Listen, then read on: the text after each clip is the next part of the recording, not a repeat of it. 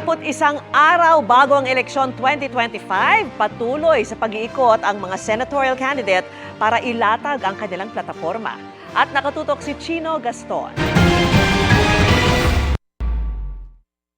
Gustong repasuhin ni Congressman Erwin Tulfo ang Universal Healthcare Law. Mas malakas na proteksyon para sa kababaihan ang iginiit ni Congresswoman Arlene Brosas. Pinahalagahan ni Senator Pia Cayetano ang malusog at aktibong pamumuhay. Nakipagdialogo sa mga estudyante si Attorney Angelo de Alban. Hinimok ni Leody de Guzman ang mga kabataan na iwasan ang cancel culture. Si Senator Lito Lapid inikot ang ilang bahagi ng Leyte ngayong araw. Sa Antipolo City naman, nag-ikot si Manny Pacquiao kahapon. Development, Peace at Tourism ang isinulong ni Ariel Querubin sa Marawi.